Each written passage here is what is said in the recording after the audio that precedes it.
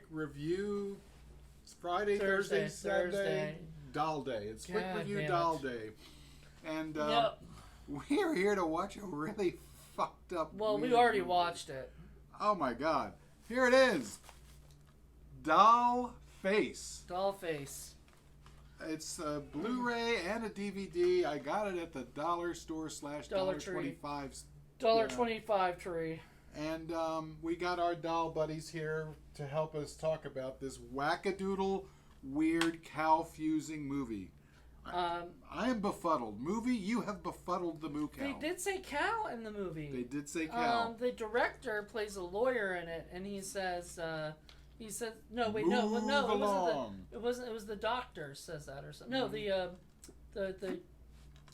guy, the doll fixer says, move along. Move along. I need my soy milk because apparently soy has and less cow stuff. Yeah, he's like, we got to help the cows. Yeah, you got to help the cows. That was a fun moment, but otherwise, I don't have a fucking clue what happened in this movie. This is just the weirdest shit I've seen in a long time. It's this chick who is named Marmalade, who inherits a condo, some city somewhere, from her grandmother, and her grandmother collected a bunch of creepy ass weird dolls because some people do that shit. And the idea is the movie opens with Marmalade and these two lawyers, and they are explaining to her that it's all hers. Mr. Toboggan was one of them. Mr. Toboggan, and they're all like, the whole condo and everything in it is yours, but the catch is you have to take care of the dolls and love them like they're real. Yeah, love them like they're basically your children. Okay. Now, most people would be like, sure, and then just touch the goddamn things, but she starts to go to bed with them all individually and then take them with her everywhere she went. Yeah. And Marmalade is French. And we know this because she speaks with a really heavy French accent. We don't actually see her speaking because her voice is dubbed in throughout the entire movie, even when nobody else's is. Okay, so generally speaking, when you dub somebody's voice, they're generally speaking in the other language, and then you're just taking out what they're saying and you're putting in your own language or whatever, and having her probably do her dialogue, whatever. She literally does not move her mouth. Nothing. At all. It's like she's projecting her thoughts from her brain, and we're hearing it. And nobody else remarks on this. It's like, oh, this is normal. This is perfectly normal. Yep. And it's weird and off-putting and strange. And you thought for a second that you had a theory behind that. I did. And I'll express my theory, and then I'll tell us how it apparently was maybe wrong. I don't know. But there was so she doesn't speak, right? So Paul thought she's a doll. She's a doll. Like, so, and the guy calls her Dollface and Dolly and whatnot. So like there's hints that she could be a doll. However, it's inconsistent. It doesn't because make any sense. Because the doctor specifically says that she's a living, breathing being, and he's trying to help her and everything. I just thought he was telling her that because she is a doll. It doesn't make any sense, but they were talking about lying to the doll. Well, they were talking about like realities, forced realities, and different realities and stuff. Stupid multiverse kind of shit that we're hearing all the time now. Fake science crap. I'd love to hear Lenore talk about this movie. Yeah, well, I mean, there's really nothing to talk about because nothing was ever explained. So, there's nothing to talk about because there's nothing to. We can't figure that out. And nothing actually happens other than the fact that the dolls go a little nuts. They start hanging themselves or hanging other ones. So one of the dolls is either killing the others or I don't even know. I have no clue. I'm befuddled. The movie has befuddled me. It's befuddling. So they start kind of hanging each other, and then she at one point asked the doll fixer. He's not even a doll maker. This homeless jerk that fixes the doll in a parking lot. Yeah, so if he was that capable of doing that, he'd be able to have a good job and be able to have a house, or whatever. But whatever. And half of his face is tattooed because, of course, you have to when you're a doll maker. I guess Tim Dax. I guess Tim Dax is. And he's not a doll maker; he's a doll fixer. So, and then he was like looking for the doll maestro with a triangle that you cling, and then each time if it got the clinging got like louder or something or a specific and then tone, he found it and he shined a flashlight in the eye of one of the dolls, and then the dolls it projected a message onto a piece of cardboard. We're not making any of this up. Like this is literally what happens in the movie. All I kept thinking of is what fucking drugs were taken in this film. It is so weird. Yeah, I don't. Who thought this movie was going to pass muster with anyone? I mean, it passed muster with us. We were loving it. And the dialogue is so whackadoodle. You know, poor Alex Villaret has to say stupid shit that nobody in their right mind is going to ever say at any point to anyone. And then she was acting really strange with her wannabe boyfriend, which didn't make any sense. Like, well, how do you have a wannabe boyfriend? What does that even mean? And then so apparently we find out later that they're dolls, I guess, or whatever. And I guess they became dolls. I don't know, because remember the driver became an doll at one point. Right. All of a sudden, the doll he becomes a little doll driving the thing. Yeah, like made no sense. And then, like, I mean, how can he push the pedal? That's my only question. And then, like, at one point, she throws the garbage away, and one of the dolls decides to follow her, so he gets a bunch of balloons and he floats. follows her. And she never notices it at all. And then she closes the door, and the poor doll's outside with the balloons. Until the cleaning guy comes in the next day and brings him in. But I was wondering about that. Like, where the hell is that Jester doll? I liked him. And then there's Rose Burlesque, one of those weird dolls with the deep, gravelly voice. He was the deep gravelly voice was actually still the psychiatrist voice, the guy who does the psychiatrist. Talking about a pretzel and weird burlesque stuff, and I was like, what the fuck? Yeah. And then, like, her legs would be upside down all of a sudden. She starts moving, and, like, that was the first time Marmalade starts seeing them actually move around and everything, and she's, like, shocked or whatever. There's, like, no real violence and no nudity, although... You know, there are a couple of shower scenes and a bath scene where the dolls look like they're just like staring at her, like she goes to take a dump and there are dolls staring at her. There's one time the doll came into the bath with her and shit, and she couldn't find him. And the shower scene, remember she left the shower and the one doll had the knife, but it didn't do anything; it just stood there. Yeah. But it, you know, and it didn't even have a real knife; it had a doll knife. Doll knife. Yeah, it was so strange. It was such a weirdest movie I've seen in a long time. Such a wackadoodle thing. No idea. We were talking about how this could be done for What the Fuck Friday, but we're thinking about using this next year. Oh, the year after. I can't wait to show this to you. Or the year after, whatever. One of the years where we'll show this movie. So many people. I just want to show this movie to everyone I've ever met in my entire life. So is it gonna leave your? Is it going to leave the hall of Blu-rays and go over to your house now? The DVD is. Oh. That makes sense, right? Right, yes. Well, you don't really... Honestly, this movie doesn't even need a Blu-ray. Like, I'd buy the Blu-ray just because I'd rather upgrade movies anyway if it's going to be the same price. But, like, if it were, like, $5 or $2, I'd go with the $2 one because this does not need to be a Blu-ray. There's nothing, like... as far as like looks go, you know, to it. I don't even know what it was shot on, but it didn't look, interesting. Know. It was very strange and peculiar, and there's weird Stephen music. Paul, you were a weird motherfucker. Like, I don't know. It's like at first we didn't understand the music because it was like, it's supposed to be, we thought it was going to be a horror movie, but it's got all this weird, goofy, like funny music going on, and we're like, is this inappropriate music? What's going on? It wasn't inappropriate music. Actually, it fit with the tone of the weirdness of the movie. Yeah, we had no idea how wackadoodle this was. Yeah, it started off okay, but it's still... so we start off... When it starts off, like, she's getting talked to by the two lawyers, and she doesn't say a goddamn word. And we're like, okay. And we're like, is she not going to say a word the whole movie? Is she going to be like... She going to mime? Yeah, the whole time. And then she starts talking, and then we're like, why isn't she moving her lips? Like, what is this her inner thoughts? And we thought that for a while because... But then they're talking back to her so they can hear her. Like, humans are talking back to her. We're like, what the fuck? So, like, they can hear her thoughts. I guess I don't know. It's weird.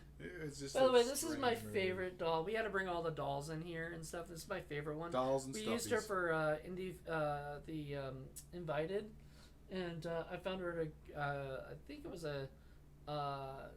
it was definitely not a Goodwill, but it was a thrift store. It was a DAV thrift store, and I was like, I saw her, and I was like, I need to take her home. And, Oh yeah. you know, she's Well, this. such I mean, that was the cool thing of the movie was the apartment was completely filled, every nook and cranny, everywhere you went, with dolls and statues and toys and stuffies. There was one in the refrigerator. There was a refrigerator. Cupboards. Every cupboard you went into. Like I said, you couldn't take a dump without literally 3 of them looking at you. She was taking dumps and people were looking at her. Well, dolls were looking at her. Yeah, Very not people. strange. Maybe people were looking at her too because the crew, but she was going to the bathroom and those 3 dolls were just staring at her and I'm like, this would just make me very uncomfortable. Like, how did the grandma live with this many dolls? Because she's crazy too. I don't know. She killed herself. I guess, and somebody. The doll maker, not the doll fixer, but the doll maker had this curse. And they try to do some exhibition where they say, oh, he had some childhood trauma and that makes him want to turn all the innocent toys into I didn't catch that part, evil but toys or something. I don't maybe know. it was part of the part I just didn't, because you have to put subtitles on this, by the way. Yeah, because her accent's super thick. Her accent's super thick, and then some of the things they say are just too quick. So And too weird. It's like you're not expecting your brain for them to say stupid shit. It's just, and then she becomes like a clown at one point for no reason and has a big red nose and a fake cigar and has a bunch of balloons. That was strange. That was strange. Oh my god, the whole we're like, movie was I thought strange. I was like, wait, is this a whole new like character or something? Nope, that was her. For whatever reason, we don't know. Whatever reason. Oh, I think she was just trying to give them something, like some entertainment or whatever. I guess, I don't know. Well, I mean, it never really explains it. She could make pancakes for them. It would make about as much sense. Well, she did have pancakes at one point, or a waffle or something, ish kind of thing. I don't know who made it, though. I was wondering if the dolls made it, because it wasn't clear if she did it. And it's so confusing when, like, she's picking up the phone to talk to her wannabe boyfriend, and you hear him, but you don't see him, but you see her, but she's talking, but you're not seeing her talk. So you have this whole conversation that's just dubbed in, and it's just very weird and off-putting. And is this done on purpose? Was this intentional, or were you just that incompetent? I don't get it. I mean, I don't think it was. It has to be intentional. All of this whole movie was intentional. I guess, but to what end? I mean, they have probably explanations for this. I would hope. I wish that there was like commentary. Yes. Or some kind of. Instead, we went to the main menu and it says main menu. No, that was the 4 other chapters and then another 4 chapters. Then that was another one, and then, you try to get to the main menu, and it wouldn't let you actually go to the main menu. No. So you had to start it all over, and then once you start it over, the thing comes back on. So it was a mess of a Blu-ray. Yeah. And that's I don't know. That's not good. With the Blu-rays even just as whackadoodle as the movie is, you're just like. And I didn't see any commentary. No, or extras. all it had was Subtitles. it said enable or disable subtitles, and then it said, and I've never seen that. I've never seen something actually say in the main menu, enable or disable something, and then I think it said something like audio was like stereo or not stereo or whatever. It was just strange. Yeah. The setup was weird. I don't think there was audio commentary. I would have loved to hear that, though. Who put out this ridiculous film? SP Releasing.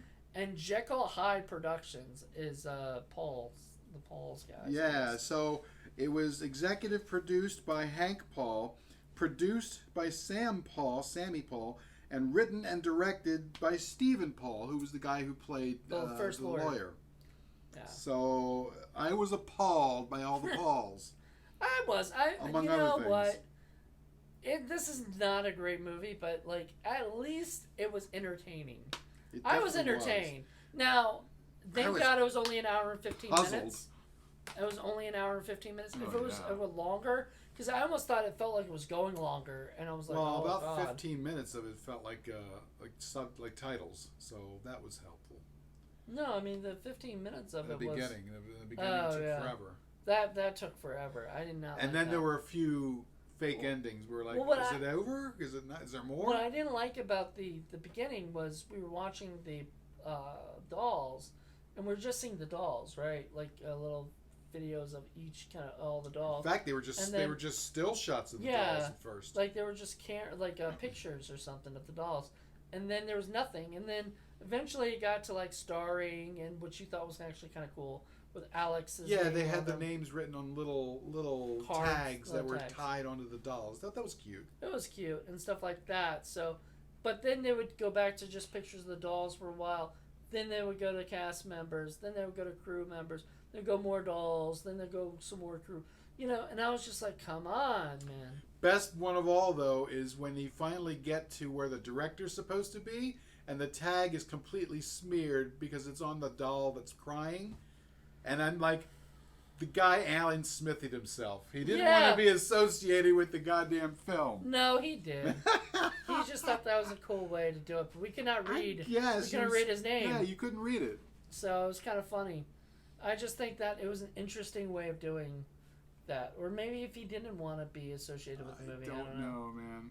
He was just like, can you make it so... But he wrote it as well as directed it, so who's going to be blamed for that? You know, the acting wasn't so bad. It was weird. She was a little stiff, but... Stiff. Yeah. She's a doll. She was a doll. And clearly English is kind of a problematic language for her, but she was really cute. I'll give her that. She was adorable. And she threw herself 100% into it. So Alex Villarette, you know, good job, I guess.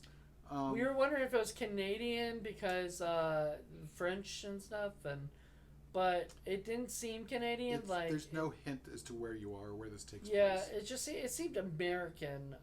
The accent seemed normal. We'll have to do some research and find out where the hell this is. We'll have to find more information out before we do the for full IFC, before version. we torment just John with this movie. I know, but it's gonna happen because this was so terrible. This was worse than I thought it was going to be. Well, I had no idea that it was going to be like this, and that's the wonderful thing about Dollar Tree and some of these dollar places. You go out and you grab a movie, you have no idea what you're getting. And sometimes you get a really good one. Yeah. And sometimes you get a meh one. Usually it's meh. It's usually meh because that's why they go to the Dollar Tree, because nobody wants it. But every now and again, you get a total stinker, or you get something that's just like, what the fuck? People don't want it. People are like, I don't know what the fuck this is. And then they look at the 2.1 rating or whatever on. But $1.25? What a find for $1.25. Oh, I told you, if I go to Dollar Tree today, I'm looking for it. I'm gonna try to see if I can find it. Dollface. If I see Dollface, I'm buying it because it's a movie that I would love to have on Blu-ray. And you should too, just because if you're looking for something that's just out there and strange and completely different than anything else that's floating out there, this could, this could solve your little doll problem, you know? Trust me, what? Dollmageddon, I think they called it. Dollmageddon. God, they said some cool doll We shit. said Dolldemic. Dolldemic. It reminded us of Birdemic. Just and Tommy Wiseau. Stiffness of the acting. And like, towards the end, where the doll maker, I guess after he reveals his plan, he's in a car driving around, and then he starts talking without moving his lips. And then he becomes a doll. And all his dialogue is really weird. Human doll. Everyone should move fast. Get out of the way or die. I'm feeling anxiety. I'm feeling anxiety. He breathes. He breathes. Yes. So, just so you guys know, we have a thing we always say. If somebody repeats the line more than once, probably twice or three times. Falsely for effect. You know, he's breening. You know, because Neil Breen is notorious for doing that. But he breens, yeah. This movie was a Breen movie. This was, except the only difference was Stephen Paul didn't put himself as like the main star of this. It would be Breen if Tommy Wiseau had tried it. But it did feel Tommy Wiseau-ish too. There was a couple lines that just dialogue just felt like Tommy. Hi, doggy. I mean, I almost expected that to happen. Hi, doggy, or Just You're my favorite customer. yeah, when they're talking and like driving around, it felt like a Tommy thing of him. I'm feeling anxiety. Like him talking to himself. I wish I had a tractor so I could plow you all under. It was so weird. Why are we watching this? We're watching it for Quick Review Thursday. No, because... I mean, why are we watching that scene? That scene had nothing to do with anything. Oh, it's him turning into a doll. We were noticing him turn into a doll. And then there's a doll that the doctor brings her, and it's not a doll. It's a guy pretending to be a doll, and he's supposed to be helping her. And she goes to wind him up, and then he tries to kill her. Yeah. And they tackle him. Well, he comes back later on and kills the doll maker. I don't know why. I have no clue why. And then he goes back to go after the doll fixer, and the doll fixer grabs him and starts pulling out pieces from him. I don't know why. It doesn't make any sense. It doesn't lead to anything. It's just weird. Yeah, he pulls out like pieces of him, and then he smiles and looks at the camera. So there's a point to that, I guess, but I don't know what it was. It's just a whackadoodle weird ass movie. I don't know. Truth. I got very confused. I didn't even know that was. I thought that was the doll guy. I thought that was the doll maker. No, the other guy, the idiot, was the doll maker. But I thought he just turned into a doll. That's what I thought. Ren Spunk or whatever the hell his Yeah, name I thought was. he turned into a doll at the end, and then he starts walking down the street. But you're saying it was the other guy It killed was the him. other guy, yeah. I missed that part, but it's so weird. Oh my god. This is one of the weirdest movies we've done in quite a long time. I wish I had known it was so weird. I would have saved it for one of our other shows, but it's okay. We can watch it again. Right. Well, and I even suggested let's turn it off and watch something else, and Paul was like, "No." I was too invested. Nope. He was already like, "We got to keep going." I got to see how weird this movie gets, and it gets weird. Gets weird. So, very strange. If you haven't seen it, go buy it at the Absolutely. $25. I would never pay $10 for this. Don't get me wrong, but if you're going to see it at the dollar store, I mean, come on. I mean, this is entertaining. Yeah, I wouldn't sell this or try to give it away to anybody. I would definitely want to keep it in my collection of just weirdness. It's just weird. Good night, Dollies. All right, what do you guys say? You guys happy? Dolly dearest.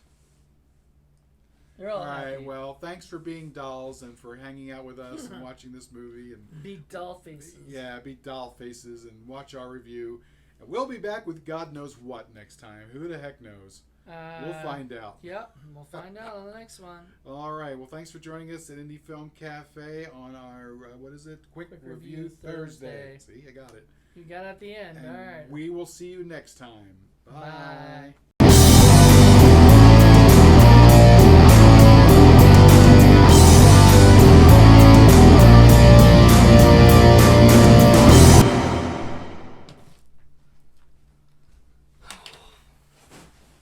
Hey, everybody. Oh, wait, hold on. It's your turn. Bye.